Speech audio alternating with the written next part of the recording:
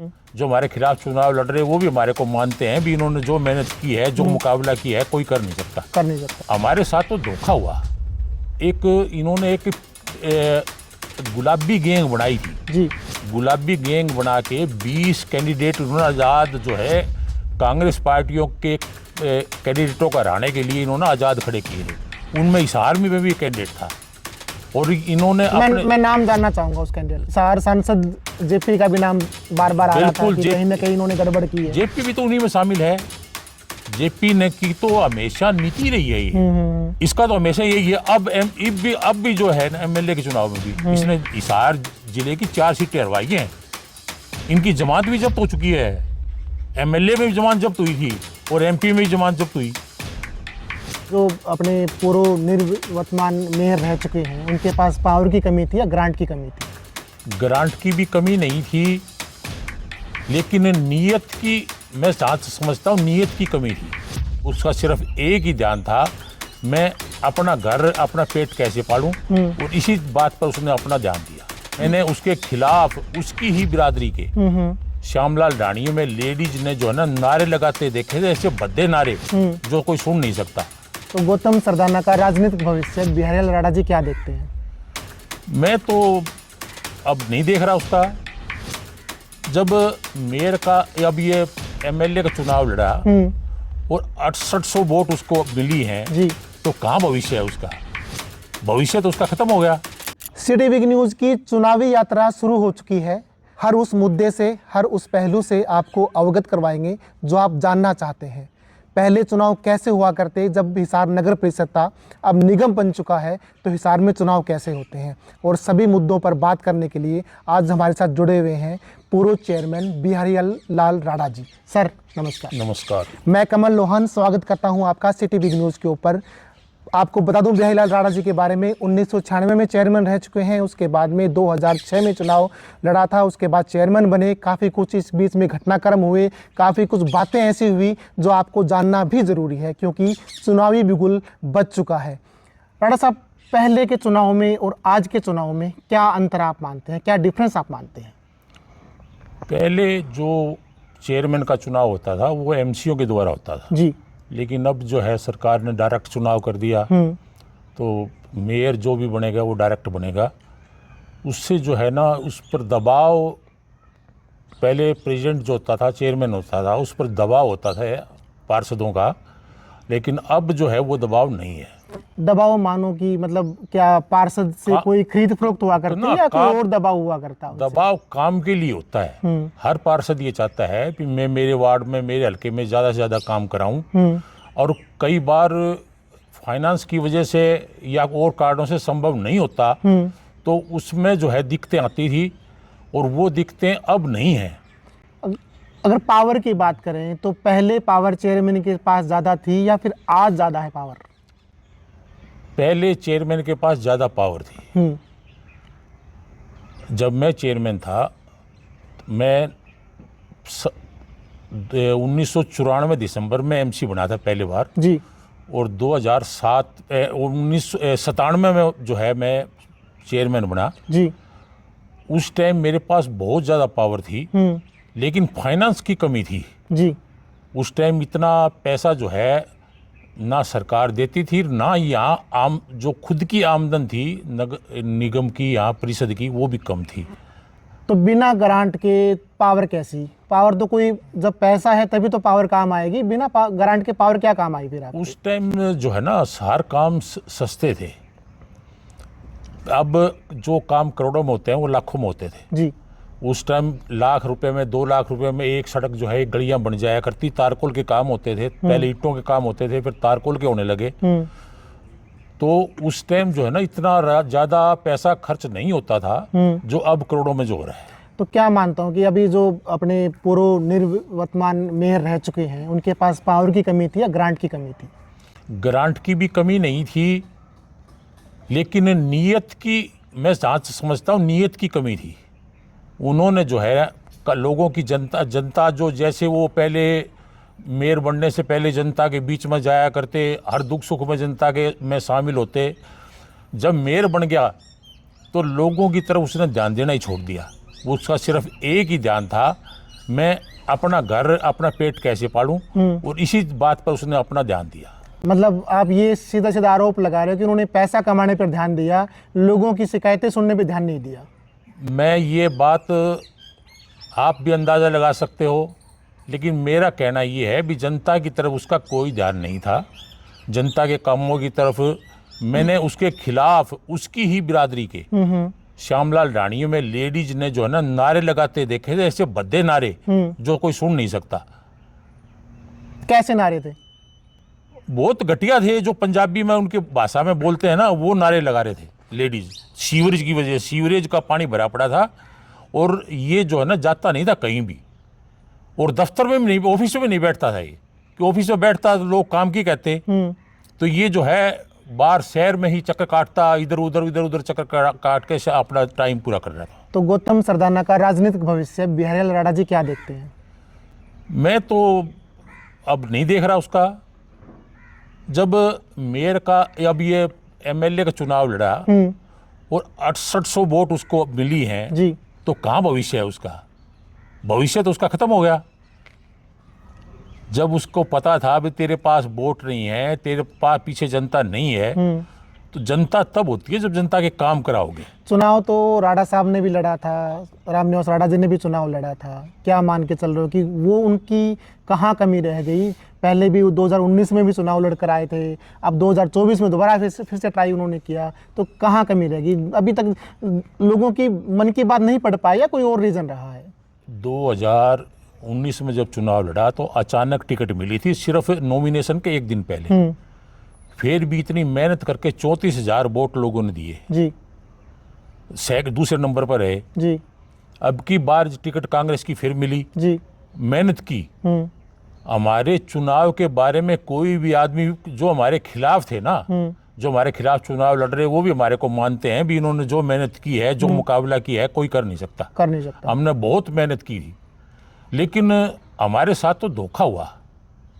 चुनाव के अंत में जो है, जो कांग्रेस के ही वरिष्ठ नेता थे, कांग्रेस के जो हरियाणा के सर्वा हैं, उन्होंने धोखा किया और इन्होंने एक गुलाबी गैंग बनाई थी जी। गुलाबी गैंग बना के 20 कैंडिडेट उन्होंने आज़ाद जो है कांग्रेस पार्टियों के कैंडिडेटों को हराने के लिए इन्होंने आज़ाद खड़े किए थे। उनमें इस आर्मी में भी एक कैंडिडेट था और इन्होंने मैं नाम जानना चाहूंगा उस कैंडिडेट का। सावित्री जिंदल थी। वो तो जीत गई ना। जीत गई। मैं उनका कैंडिडेट की बात कर रहा हूँ। हार जीत तो उनमें 20 में से केवल और भी जीते हों। मैं हार जीत की बात नहीं कर रहा, लेकिन उन्होंने जो है ना कांग्रेस के तो आए ना, कांग्रेस का तो हराया। बिल्कुल। कांग्रेस के जितने भी कैंडिडेट यहाँ जो टिकट के जो दावेदार थे, चाहे वो बजरंग दास गर्ग था या और भी थे, सिर्फ हनुमान एरन के को छोड़ के सारे जो है जिंदल के साथ लगे थे और सारा ऊपर का दबाव, ऊपर का उनका इशारा यही था कि सावित्री जिंदल को जिताना है और कांग्रेस पार्टी को हराना है। हिसार सांसद जेपी का भी नाम बार बार आ रहा था कि कहीं न कहीं इन्होंने गड़बड़ की है। जेपी भी तो उन्हीं में शामिल है। जेपी ने की तो हमेशा नीति रही है ये। जेपी ने हमेशा जो है एक दूसरे को हराने का 2005 में जब इसका चेयरमैन का चुनाव था तो मैं चेयरमैन का दावेदार था, कैंडिडेट था, दावेदार का कैंडिडेट था और नवीन जिंदल ने हेलीकॉप्टर भेज के दिल्ली से उसको बुलवाया और चुनाव के लिए। लेकिन उसने क्या किया, वहाँ निगम में जाकर जब वोटिंग हुई उसने धोखाधड़ी की, अपने आदमियों के सारे वोट जो है खरीटा को डलवाए और मेरे को हरवाया और खरीटा को जितवाया। इसका तो हमेशा यही है। अब भी जो है ना एमएलए के चुनाव में भी इसने हिसार जिले की 4 सीटें हरवाई हैं। मतलब जेपी साहब 20 सालों से हिसार की राजनीति में कहीं ना कहीं इंटरफेयर कर रहे हैं। तो छोटी सरकार की बात हो, बड़ी सरकार की बात, ये इनकी हालात भी तो ऐसी हुई थी ना। इनकी जमानत भी जब्त हो चुकी है, एमएलए में भी जमानत जब्त हुई थी और एमपी में भी जमानत जब्त हुई। चलो जेपी वाला मैं मामला दोबारा एक बार जानना चाहूँगा कि आखिर जब 2005 के अंदर चुनाव हुए थे उस टाइम पे आखिर मामला क्या हुआ था, क्यों आप हार गए थे उसके अंदर? मैं आपको बता रहा था ना, इन्होंने जो बुलाया तो था, नवीन जिंदल ने मेरे को जिताने के लिए, आपकी सपोर्ट करवाने के लिए, मेरी सपोर्ट के लिए कहीं ना कहीं सपोर्ट कर देगी खरीटा साहब। खरीटा साहब की कर दी, तो खरीटा साहब जीत गए और मैं जो है ना हार गया था। खरीटा साहब भी सिर्फ मात्र 11 महीने ही चेयरमैन रह चुके, उसके बाद में उनको क्यों हटाया गया? क्यों वो अविश्वास प्रस्ताव क्यों लेकर आए उनके खिलाफ? वो सारे पार्षद उससे नाराज हो गए थे। उनका जो रवैया था ना, वो राजनीतिक आदमी का रवैया जैसा नहीं था। जनता मतलब तानाशाह रवैया था। लोग सारे पार्षद नाराज हो गए। तो फिर हमने जो है ना पार्षदों ने हमने मीटिंग की, सबने कहा भी जो इसको हटाना चाहिए। तो हम नो कॉन्फिडेंस ले आए, 11 महीने में इसको हटा दिया था। कहीं ना कहीं उस टाइम चर्चा में खूब आए थे, क्योंकि खरीटा साहब जब आए थे ना, तो जितने भी अवैध कब्जे थे ना हिसार के अंदर, सारे उन्होंने तुड़वा दिए थे। ये बात सही है गलत है? पहले ये बताओ आप। कोई कब्जे नहीं तुड़वाए, सिर्फ यही था जो आदमी जिसको कोई रड़क रहा था ना उनके, जो उनके खिलाफ था, जो उनके खिलाफ था, उसका कोई दुकान के आगे की चबूतरी तोड़ा दी। बाजार में जो गए, ये त्रिलोक अग्रवाल था, उसके भाई की दुकान है दिल्ली गेट पर, उसकी आगे चबूतरी तोड़वा दी। ये कौन सा गढ़ जीतना है? ऐसा कुछ नहीं था और ना उसने काम करवाया। सिर्फ एक उसका भाई सतीश था, उसका भाई। ये दोनों जो है ना तानाशाही किया करते, और तानाशाही करके जो है ना जनता भी उससे नाराज और पार्षद भी उससे नाराज। और पार्षदों ने ये मन बना लिया भी इसको हटाना है, और 11 महीने में ही उसको पद से हटा दिया। तो आप 2 बार चेयरमैन रह चुके हो, तो आपने अपना कार्यकाल पूरा किया दोनों बार पूरा नहीं गया। एक तो 11 महीने ये खरीटा वाले निकाल दिए, उसके बाद में बना था। ठीक है। और 10 तक में रहा, 10 में 9 तक रहा। 10 में जो है मार्च में जो है निगम ये बन गया था, और ये पिछली जो कमेटियां वो भंग हो गई। तो आपकी याददाश्त में कोई ऐसा वाक्य भी आ रहा है क्या कि खरीटा के अलावा कोई और भी जो चेयरमैन है उसको टाइम से पहले हटाया गया हो किसी रीजन की वजह से? ये हनुमान एरन को भी हटाया था। उसका क्या रीजन? हनुमान एरन 2000 में चेयरमैन बना था, और ओम प्रकाश चौटाला की इनेलो पार्टी थी, उससे बना था। ओके। और उसमें जो है ना उस टाइम कानून था अभी 2 बच्चों वाला चेयरमैन बन सकता है। 2 बच्चे से ज्यादा अगर होंगे तो वो चेयरमैन नहीं बन सकता, और इसका लड़का हो गया था तीसरा। ठीक है, मतलब चुनाव चेयरमैन बनने के बाद लड़का हुआ था। ठीक है। और उस वजह से जो है ना कोर्ट ने उसको हटा दिया था। कितने महीने चेयरमैन रहे थे? ये करीब रहे थे 3 साल। अच्छा, 3 साल इन्होंने निकाल दी थी अपनी।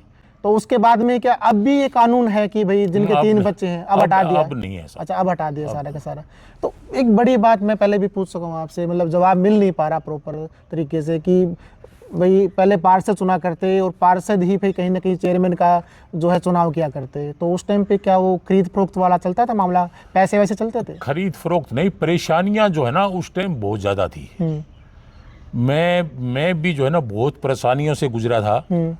मेरे खिलाफ ही नो कॉन्फिडेंस आए, लेकिन उस टाइम जिंदल परिवार मेरे साथ था। हमने बड़ी सख्ती से, बड़ी कड़ाई से मुकाबला उनका किया और उनको पराजित किया, जिसमें खरीटा ग्रुप था, और टीनू जैन भी उनके साथ था, गौतम सरदाना भी उनके साथ था, लेकिन उनको पराजित किया मैंने और हमारी जीत हुई। तो पहले अब जिस तरह हिसार में 20 वार्ड हैं, पहले भी 20 वार्ड थे या पहले ज़्यादा हुआ करते? पहले 31 वार्ड थे। अच्छा, पहले 31 वार्ड थे। जब ये परिषद थी तो 31 वार्ड थे। उससे पहले नगर पालिका थी 87 में। अच्छा, तो उस टाइम 33 वार्ड थे। ठीक है। तो एक वार्ड कम करने का क्या वजह रही? ये निगम का कोई सिस्टम ऐसा होगा जिसमें जनसंख्या कितनी होनी चाहिए उसके हिसाब से बनाते हैं। अच्छा, तभी इन्होंने जिस तरह से 7 रोड को जोड़ लिया, 7 रोड को जोड़ा है, ये आज़ाद नगर जोड़ दिया और मील गेट का एरिया जोड़ा है। ये तो अब तो काफ़ी फ़र्क है इसमें जो है। लेकिन नगर परिषद में भी सिर्फ जो है ना ये एरिया, मील गेट का एरिया तो सारा बीच में था। आज़ाद नगर और जो है ना 7 रोड जो है ये जुड़ी सिर्फ। तो चेयरमैन का चुनाव जीतने के लिए आपको कितने वोटों की जरूरत पड़ी थी उस टाइम पे पार्षदों के? उस टाइम 31 का बहुमत चाहिए था। अच्छा, ठीक है। 31 और 1 MLA और 1 MP। तो इनका बहुमत चाहिए था। बहुमत मतलब कितना हो गया? 17-18 मेरे ख्याल से। हाँ, मेरे को 18 वोट जब मैं बना था 18 वोट मिले थे। तो आपके रहते हुए, आप जब जिस टाइम पे चेयरमैन थे उस टाइम पे कोई ऐसे कोई वाक्य आपको याद हो आज के टाइम पे कि जो आप हमारे दर्शकों से साझा करना चाहें? किस प्रकार का वाक़ा? भाई कोई भी वाकया, कहीं काम करवाने आप गए हो या फिर आपकी हाउस मीटिंग चल रही हो, उसमें कोई हंगामा हुआ इस तरह हो, आपके ऊपर कोई बड़ा एलिगेशन लगा हो। ना तो एलिगेशन कोई लगा, ये मेरे को एक बार जो है ना डीसी यहाँ होती थी, या दीप्ति उमाशंकर जी बिल्कुल, दीप्ति उमाशंकर ने मेरे पास फोन, मैं गया था एक बार कोई काम से, तो उन्होंने ये कहा था अभी मेरे पर दबाव है, आप जो है एक काम था इधर मिल गेट एरिया का, और वो प्रस्ताव जो मीटिंग में आया था प्रस्ताव गिर चुका था, तो भी ये प्रस्ताव पास करवा कर दो जी। तो मैंने उनसे कहा था भी ये प्रस्ताव मीटिंग में अगर रखेंगे दोबारा तो इसके लिए 2/3 बहुमत चाहिए, मेरे पास 2/3 बहुमत नहीं है, तो इसलिए आप मेरे को या तो 5-6 मेंबर जो है खिलाफ पार्टी से दुआओ तब मैं दोबारा रखूं, उनके एफिडेविट दुआ दो, नहीं तो मैं दोबारा जो है ना ये रख नहीं सकता, कानूनन जो है ये खिलाफ है जी। तो दोबारा फिर मैं एक दिन घर आया दोपहर को, तो फिर उनका फ़ोन आया, भी मेरे पास फिर फ़ोन आया है सरकार का, भी ये करवा कर दो। मैंने कहा डी साहब मैंने आपको पहले बता दिया था मेरी मजबूरी ये है, मेरे पास 2/3 बहुमत नहीं है। तो उन्होंने और जोर नहीं चला, मेरे जो धारा 35 थी उस धारा 35 पर रोक लगा दी। धारा 35 थी क्या? धारा 35 इमरजेंसी पावर, जो भी कोई मैं जाता हूँ कहीं भी, कोई लोगों ने ऐसा कोई इमरजेंसी दिखी, कहीं पानी भरा पड़ा है जी, और वहाँ 20-30-50 ट्राली मिट्टी की जरूरत है, या कोई ऐसी रोड है जहाँ पर लोग गुजरते हैं निकल नहीं सकते, सड़क बनानी जरूरी है जी, तो वो धारा 35 थी जी। मतलब वो उसके लिए आपको कोई मीटिंग या हाउस मीटिंग करने की कोई जरूरत नहीं है, अपने कानून में पावर थी मेरे पास। अच्छा, ओके, एक्ट में पावर थी, ठीक है। डीसी ने मेरे पर उस पर रोक लगा दी, मेरे पास लेटर भेज दिया, तो मैं डीसी के पास गया, मैंने कहा डी साहब मैडम मैंने आपको सारी बातें बता दी, वो बोली मैं क्या करूं मेरे ऊपर दबाव है। मैं हाई कोर्ट गया, हाई कोर्ट में जितने पहले धारा 35 में काम किए थे सारे लेके, जो प्रोसीडिंग जो हम मीटिंग में पास करते थे ना वो डीसी के पास जाती थी जी। तो जितनी भी पहले धारा 35 में पास किए थे वो सारी डीसी के पास गई थी, उस टाइम उसने रोक नहीं लगाई। अब क्यों रोक लगाई, वो सारी बात लेकर मैं वहाँ हाई कोर्ट गया, हाई कोर्ट जाते ही मेरे को स्टे मिल गई और मैंने डीसी को जाकर स्टे पकड़ा दिया, मैडम संभालो ये पावर वापस दो मेरी। हाँ मिली पावर वापस? हाँ पावर तो मिल ही गई थी, फिर रोक जब स्टे हो वो वहाँ से स्टे मिल गया तो फिर पावर तो अपने आप आएगी, डीसी ने क्या देनी थी। एक अपने हिसार की जनता ना निगम से बड़ी परेशान सी है, उसको ना भ्रष्टाचार का अड्डा मानते हैं। आपके टाइम पे भी ऐसा भ्रष्टाचार करप्शन ऐसा था पहले नहीं था, अब मानते हो? अब है? मैं तो समझता हूँ है। हाँ इसमें सुधार की जरूरत है। लोग जैसे बात पीछे सुनते थे ये जो है हाउस टैक्स की लगा लो, बिल्डिंग आईडी की लगा लो, ये प्रॉपर्टी आईडी है जो है, इनमें जो लोग जो है बड़े परेशान हुए हैं और लोग पैसे देकर जो है ना काम करवा के लाया करते जी। तो ऐसा है यहाँ, लेकिन हमारे टाइम पे ऐसा नहीं था। तो एक बात और राणा साहब, आप चेयरमैन रह चुके हो, आपने बड़ा नज़दीक से देखा है इनकी निगम की कार्यवाही को, एक्टिविटी को, किस तरीके से ग्रांट पास होती है, किस तरीके से काम होता है। आपका टाइम लगा लो, चाहे आज का टाइम लगा लो, चाहे गौतम सरदाना का टाइम लगा लो, जो कि तो समस्या बनी हुई है ना, तो आवारा पशु गायब हुए शहर के अंदर, हर जगह किसी कोने में चले जाओ कचरा देख लो आप, कूड़ा करकट हर कोने में आपको मिल जाएगा। थोड़ी सी बारिश क्या हो जाओ, किश्ती लेके चलना पड़ता है शहर के अंदर, पानी भर जाता है इतना इतना। क्या दिक्कत कहाँ आ रही है, या प्रॉपर काम नहीं कर पा रहे, या फिर जो ग्रांट आती है वो अपने जेब में डालने का काम करते हैं ये लोग? जमीनी लेवल पर जो है ना, जमीनी लेवल पर जानकारी किसी को भी नहीं है। मैं मेरी अपनी बताता हूँ जी। जहाँ भी सड़क बनती थी ना वहाँ मैं खुद जाया करता, और लेवल मैं बताता हूँ उनको, ये जेई जो होते हैं ना, जेई हो गए, म्यूनसिपल इंजीनियर हो गए, इनको किसी से कुछ लेना देना नहीं है। ये जाके चल भी जाएंगे, मौका देख कर आ जाएंगे, क्या लगा रहा है यहाँ, कैसा माल लगाया है, ठीक बन रहा है, लेवल कैसा है, कैसा बनाना चाहिए, आगे लिए क्या दिखते आएंगी जी। इनका कोई ध्यान नहीं होता था। लेकिन मैं जो है ना खुद जाके मौका देखता था और अड़ोस पड़ोस की सारी गलियां देख के भी कोई उसमें किसी प्रकार का कोई आगे परेशानी किसी को ना हो, तो ऐसा सारा देख कर जो है मैं उनका लेवल बढ़ाता था जी। मैं एक उदाहरण देता हूँ, महावीर कॉलोनी का एक रोड बनाई थी, तो जब रोड बन रही थी तो मैंने उस ठेकेदार को मेन रोड का उसका लेवल चेक करने के लिए कहा, भाई कहीं ये सड़क नीची बन गई और इसका पानी नहीं उधर नहीं जाएगा तो पानी कैसे उतरेगा इसका। बिल्कुल सही बात है। तो मैंने उसका चेक करवा के और ये रोड उससे जो है ना 6 इंच ऊंची बनवाई ताकि ये पानी जो है ना उधर जा सके मेन रोड पर। तो अब क्या करते हैं, फॉर्मेलिटी पूरी करते अब कोई करता ही नहीं, लेवल लेता ही नहीं। बस अब पीछे जो ये गलियां बनाई महावीर कॉलोनी की, ये जो है अपना चांदनी चौक वाली रोड बनाई, ऊंची बना दी, सारी गलियां नीची। ये सारी गलियां नीची, सारी गलियां बनाओ। तो इस तरह की सिस्टम है, कोई ध्यान ही नहीं देता। महावीर कॉलोनी का इतना बुरा हाल रहा है 8-10 सालों से पिछले। सिर्फ एक ये चैल भवन के पास एक मेन हॉल जो है ना, मैंने मेरी एसडीओ से ही बात हुई थी, यहाँ ट्रैक्टर लगा के जो है ना वो पानी निकाल के एक मेन हॉल से और दूसरे मेन हॉल में ट्रैक्टर चला के डालते। तो अब तो वो सब्जी मंडी चौक पे भी आपने देखा हुआ ऐसा ही, बिल्कुल देखा है। सिर्फ वही वैसा ही मामला था ये। सिर्फ क्या था, ये इधर का मेन हॉल जो है वो नीचा है और उधर का ऊंचा है। अगर उसको लेवल बना के उसमें जोड़ दिया जाए, ना ट्रैक्टर की जरूरत है ना कोई इसे पंपिंग की जरूरत है, लेकिन कोई ध्यान नहीं। सिर्फ सालों बिता दिए। मैंने एसडीओ से बात की, मैं कहा जी आप ये क्यों कर रहे हो। ये बनाया था एक अपना जो डिस्पोजल, पहले महावीर कॉलोनी में डिस्पोजल था जी, जहाँ कम्युनिटी सेंटर बनाया वो डिस्पोजल मैंने ख़त्म किया था। ये पहले कॉलोनी में यहाँ से उठा के फिर पानी डाला करते ऊपर, लेकिन मैंने पीछे जो है ना 20 इंची लाइन सब्जी मंडी चौक से ला के और उसमें जो है ना वो सारा कनेक्शन कर दिया पानी का और वो डिस्पोजल ख़त्म कर दिया। तो सर आपके टाइम पे इतनी सुविधाएं नहीं थी, अब तो इंजीनियर भी बैठते हैं, बड़े बड़े टेक्निकल भी बैठते हैं, निगम का एरिया भी वाइड हो गया है, ग्रांट की भी कमी नहीं है, पीडब्ल्यूडी मिनिस्टर भी यहाँ के हैं, हेल्थ मिनिस्टर भी यहाँ के रह चुके हैं, सब कुछ यहाँ का है। उसके बाद में भी कहीं नीयत की कमी है या फिर अभी भी आप ये बोल लो कि जिनको तरीका नहीं है काम करने का, तो ये इंजीनियर क्यों बैठे हैं? जिम्मेवारी की कमी है। कोई भी आदमी जिम्मेवारी लेने के लिए तैयार तो हो। किसी के पास भी कोई जिम्मेवारी नहीं है, मेरी जिम्मेवारी है। अगर ये इसमें ऐसा कोई दिक्कत आई तो ऐसा कोई भी अधिकारी नहीं, कोई कर्मचारी नहीं है। आप बता दो निगम में कोई ऐसा कर्मचारी हो जो ये कह दे भी ये काम अगर सही नहीं हुआ तो मेरी जिम्मेवारी है। कोई नहीं कहेगा आपको। नहीं, अभी पहले हम जिम्मेवारी कर लेते थे, हमारी जिम्मेवारी थी। जेई को एमई को हम भेजते, उसकी जिम्मेवारी जो उसको देखते चेक करते, उसमें कोई दिक्कत आती तो उसको जिम्मेवार बनाते।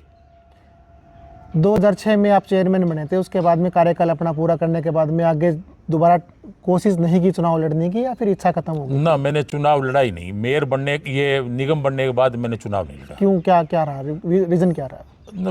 रीजन तो पहले तो ये शुरू में जब पहला चुनाव हुआ ना उसके बाद तो ये लेडीज आ गया था। अच्छा, रिजर्व आ गया था। हाँ, रिजर्व हो गया था। तो फिर मैंने लड़ा नहीं। अगला चुनाव फिर ये डायरेक्ट हो गया, फिर मैंने नहीं लड़ा। फिर भाई जो है ना राम निवास, ये राजनीतिक मैदान में आ गया था जी।